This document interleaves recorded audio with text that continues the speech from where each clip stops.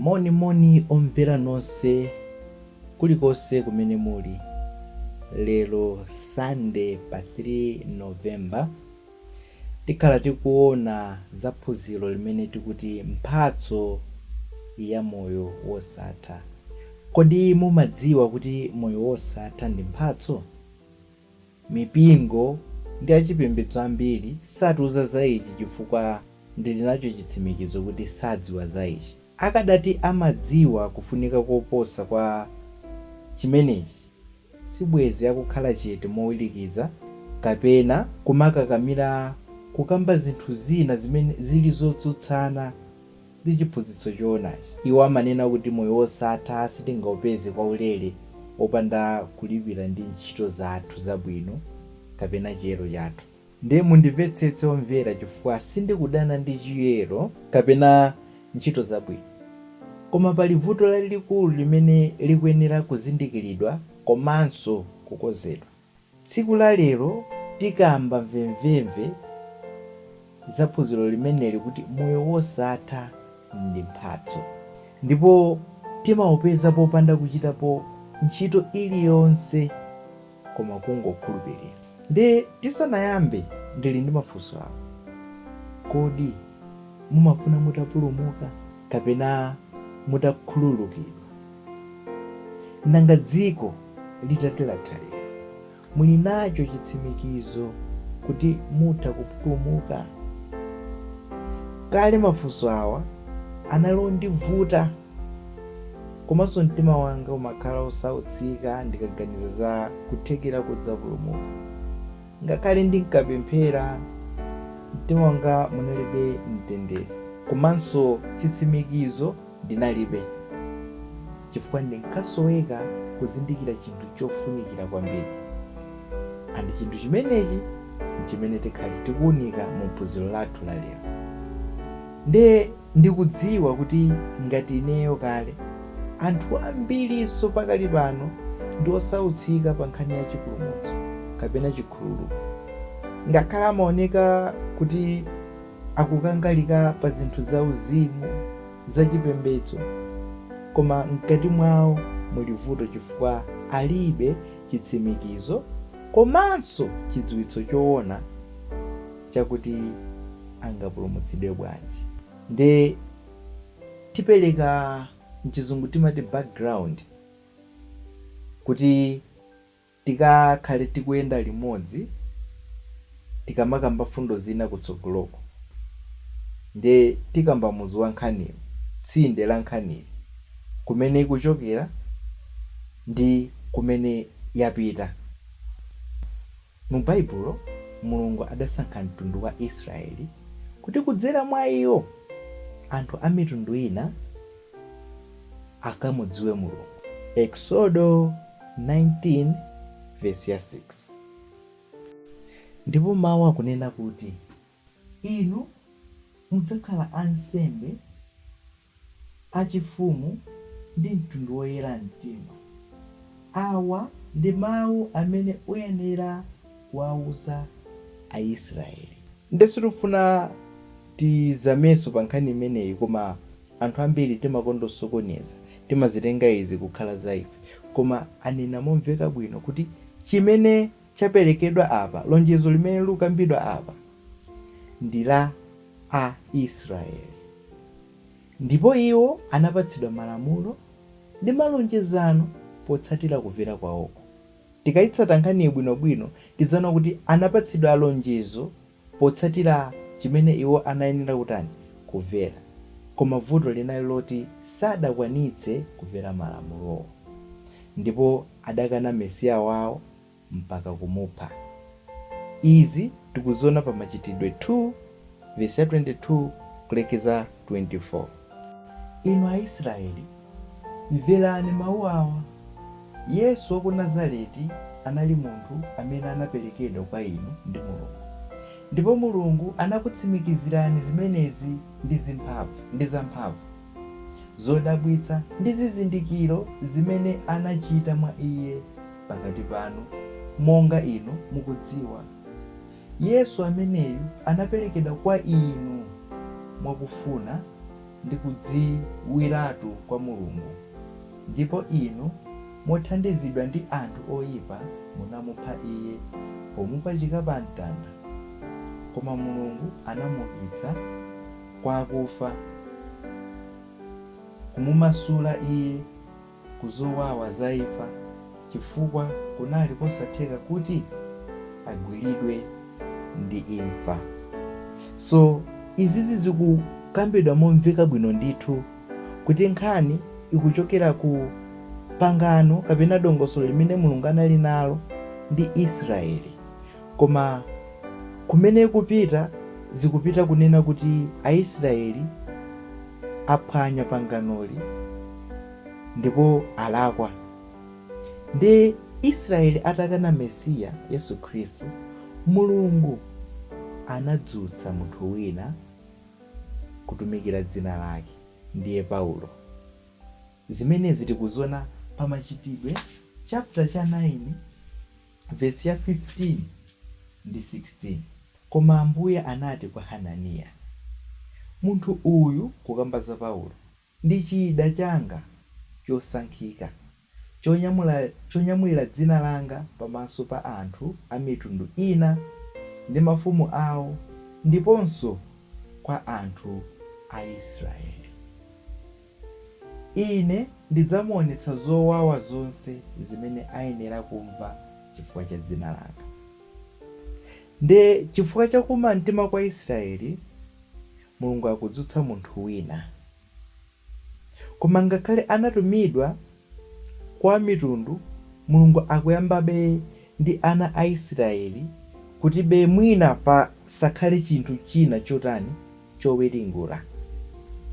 Ndi Paulo amapita ndithu kuyamba ndi Aisraeli, koma Aisraeli anatsimikizadi za kuuma mtima kwawo pokanitsitsa uthenga wa chidzudzulo kuti adapha Mesiya wawo komanso adamukana Mesiya wawo. Zimenezi tikuziona pa Yohane 4 verse 22, Machitidwe 18 verse 6, komanso Machitidwe 13:46 kulekeza pa 48, komanso Machitidwe 28 ndi 28. Ndi ndingolenga pa Machitidwe 28 verse 28 kumene kunali kumamaliziro kwa kuyesetsa kwa Paulo kufikira anthu a Chiyuda nkumabwera pambuyo pake ndi anthu a mitundu. Koma chifukwa atakanitsitsa, Paulo anasiyiratu a Chiyudawo napita kwa mitundu ina.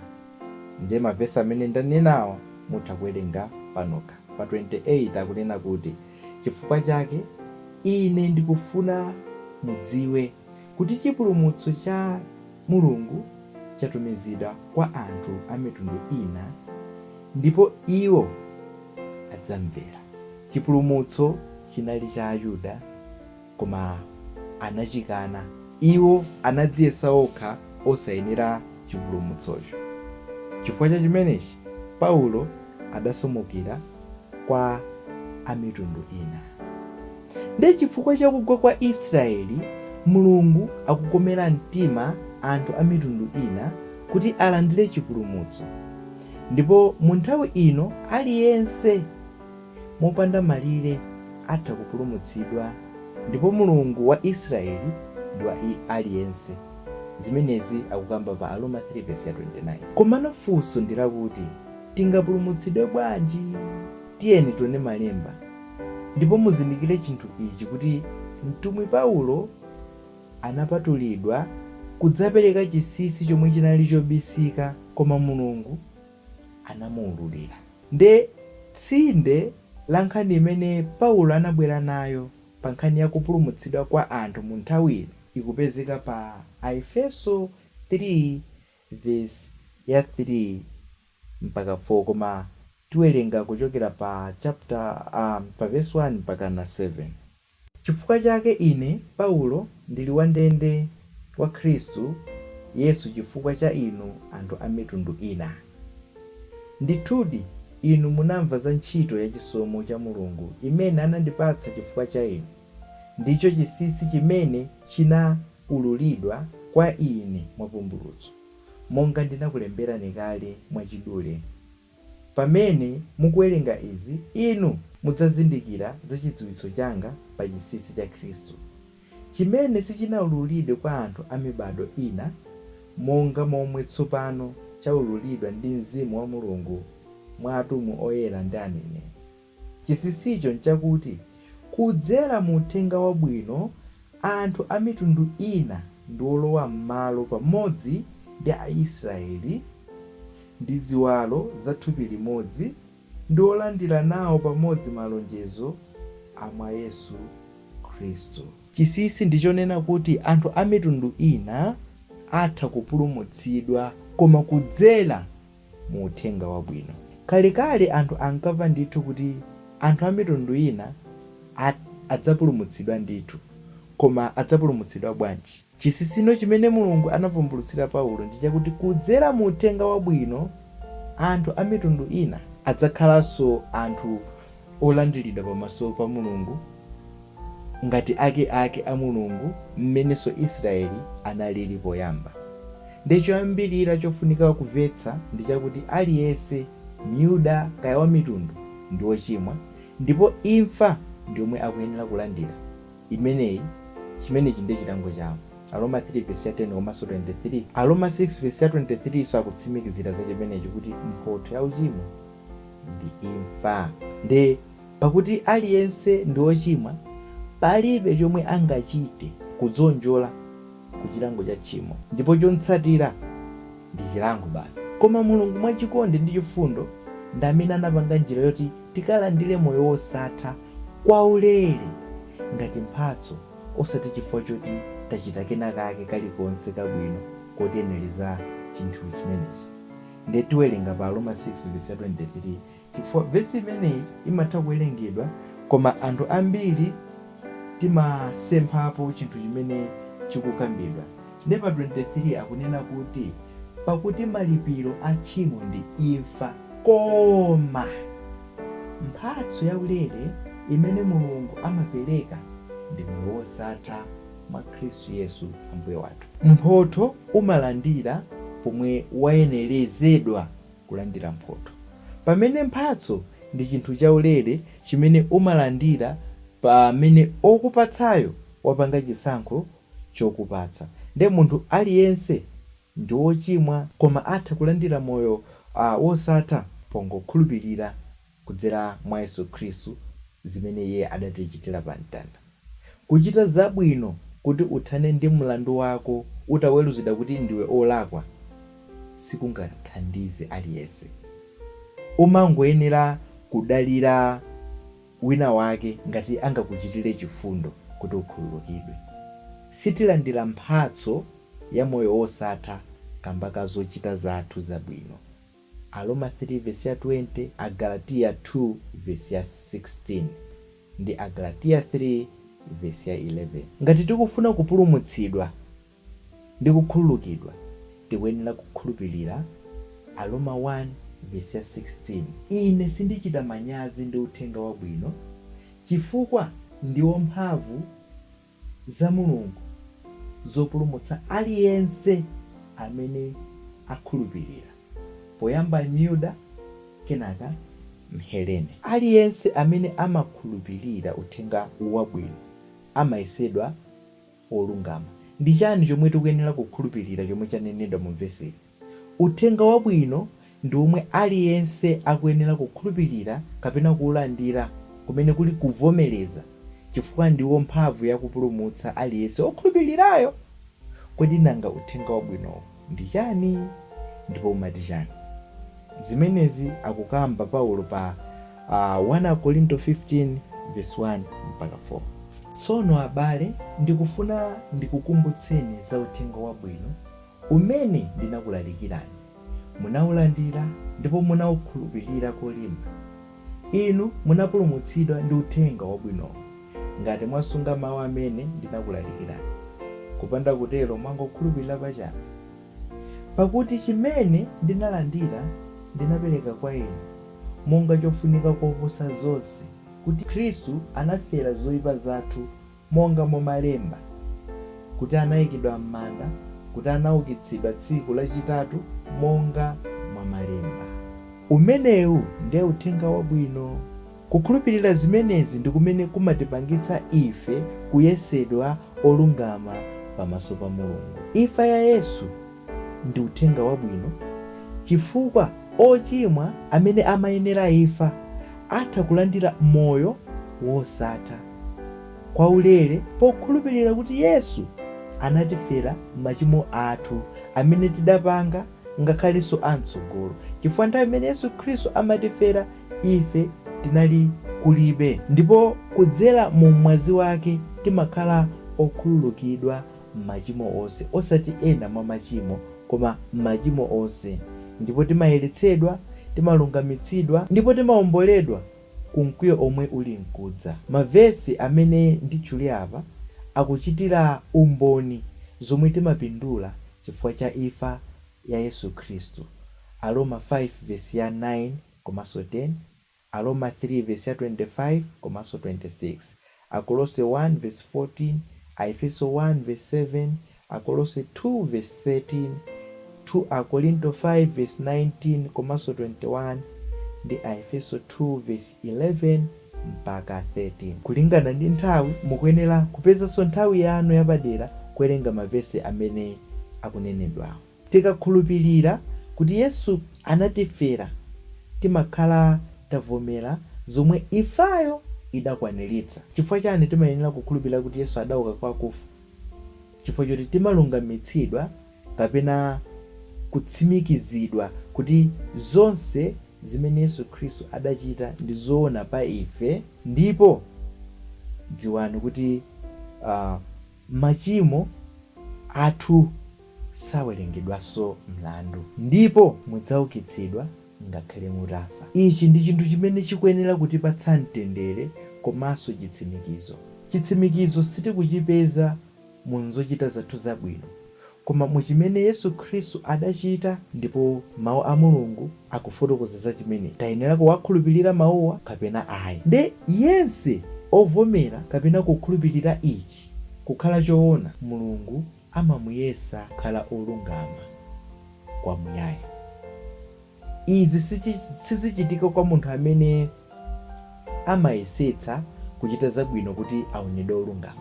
Tatiyeni tiwerenge Aroma chapter 4 verse ya 4, 5 kutsika musi. Tsopano munthu amene wagwira ntchito, malipiro ake satengedwa kukhala ngati mphatso koma zimene anayenera kulandira. Koma kwa munthu amene sagwira ntchito ndipo akhulupirira Mulungu amene amalungamitsa ochimwa, ndi chikhulupiriro chakecho chimatengedwa kukhala chilungamo. Si ntchito zako zabwino zimene Mulungu amaziyesa zokulungamitsa, koma chikhulupiriro chako mwa Iye amene amamuyesa munthu wochimwa kukhala olungama. Ndi Davide akuti adanenapo zokhudza kudala kwa munthu amene Mulungu amamuyesa olungama osati chifukwa cha ntchito zake. Pa 7 akuti odala ndi amene zoyipa zawo zakhululukidwa, amene machimo awo afafanizidwa. Ngodala munthu amene machimo ake Ambuye sadzawakumbukiranso. Izi zimafufutidwa kwamuyaya. Nanga bwanji kutsogolo ntapezekanso kuti ndachimwa? Mulungu mmene adakukhululukira adafufuta chilichonse chimene chidzachitike komanso chidachitika m'moyo mwako. Ambiri amaopa kunena chinthu chimenechi chifukwa amaona kuti zikupangitsa munthuyo kukhala okondwa kumachimwa. Koma choti tiuzane abale ndi alongo ndichonena kuti inu ndi ine sitikuyenera munthu wina wapadera kutiuza kuti tikachimwe. Timakhala ochimwa mzochita zathu za tsiku ndi tsiku. Koma chimene Mulungu akutitsimikizira, chimene tikuyenera tizindikire koyambayamba, ndikuonera kuti vuto lathu la tchimo Mulungu adalitha. Zili kwa ife kuchivomereza kumene ndikukhulupirira kapena kuchikana ndikumayesitsabe mwa ife tokha kuti tikayesedwe olungama pamaso pake, zimene sizingatheke. Kodi mukukhulupirira izi? Ngati ndi eya, molingana ndi kutsimikizika kwanu pa zomwe malemba akunena, dziwani kuti ndinu opulumutsidwa ndi okhululukidwa. Pa nthawi ino imene mukumva mpaka kalekale. Chitsimikizo china tikuchipeza pa Aefeso 1 vesi ya 13 komanso 14 ndiwerenga. Ndipo inu pamene munamva mawu a choonadi, uthenga wabwino wa chipulumutso chanu, munayikidwanso mwa Khristu. Mutakhulupirira, anakusindikizani chizindikiro pokupatsani Mzimu Woyera amene Iye analonjeza. Mzimu Woyerayo ndi chikole chotsimikizira kuti tidzalandira madalitso athu, ndipo kuti Mulungu anatiwombola kuti tikhale anthu ake. Iye anachita zimenezi kuti timuyamike ndi kumulemekeza. Amene takutamidwa pa chinthu chimenechi ndi Mulungu yekha basi. Pamene mwamva uthenga umenewu nkukhulupirira, Mulungu wakupatsani mzimu. Sizoti ayi ndikuva kutentha, ayi ndikuva chani. Mzimu Oyera wapatsidwa kwa ine, ndipo mwayenera kukhala osangalala komanso otsimikizika kuti inde izizi ndi zoona ndipo zachitikadi. Ngati mwakhulupirira, Mulungu wakupatsani kapena kuti wakusindikizani ndi mzimu kuti inuyo ndi ake, chikole kuti ifeyo ndi ake. Palibenso chomwe chingatilekanitse ndi chikondi cha Mulungu chimenechi, chifukwa Mulungu anatsimikizira chikondi chake ife tikadali ochimwa pamene Yesu Khristu anafera zolakwa zathu. Pa Roma 5 vesi ya 8 akukamba zimenezi. Ichi ndi chinthu chofunikira kuposa zonse kuti aliyense akuyenera kuchidziwa ndi kuchikhulupirira. Zimenezi sitingazive m'mipingo yambiri chifukwa zimene amalalika ndi zinthu zimene sizili zofunika ngakhale pang'ono pomwe. Amatama zinthu zimene sizingathe kupulumutsa anthu koma zimene zimachitira ubwino kuthupi, apeze chuma ndi zina zambiri. Mafunso sangalephere, kukayika sikungalephere, koma ngati mwakhulupirira kuchoka mu mtima mwanu, ndinu ake basi. Ngati muli ndi mafunso, khala nomasuka kufunsa. Satana atha kutengerapo mwayi pobweretsa chisokonezo komanso mabodza kudzera mwa anthu ena osakhulupirira, komanso anthu amene sakhala ndi nthawi yowerenga mawu a Mulungu kapena kuphunzira kuti amvetsetse. Anthu amenewa ndoti adaphimbidwa kuti asaone kuwala kwa uthenga wabwino. Koma ngati inuyo mwamva ichichi nakhulupirira, chankomera Mulungu kuti akuonetsereni kuwala kumene. Tatiyeni tiwerenge 2 Korinto 4 vesi ya 3 mpaka 6. Koma ngakhale uthenga wathu wabwino utakhala wophimbika, ndi wophimbika kwa okhawo amene akutayika, Mulungu wa dziko lapansi anachititsa khungu anthu osakhulupirira kuti asathe kuona kuwala kwa uthenga wabwino umene umaonetsa ulemerero wa Khristu, amene ndi chifaniziro cha Mulungu. Umaonetsa ulemerero wa Yesu Khristu, osati ulemerero wakuthekera kwanu. Ndiye ine ndili osangalala kuti mu nthawi iyi tinali limodzi, kusanthula limodzi, ndipo mwamvetsa ndi nacho chikhulupiriro chimenechi kuti mwazindikira kuti moyo wosatha ndi mphatso yaulere imene timalandira pokhulupirira zimene Yesu Khristu adatichitira m'malo mwathu, ndiko kutifera komanso kukhetsa mwazi wake kulipira machimo athu. Kukhutitsidwa kwa mlandu wathu ndi Mulungu ndi kochoka mu mwazi wa Yesu Khristu, osati mzochita zathu. Tikhalenso limodzi nthawi ina imene tidzakhale tikuona phunziro lina.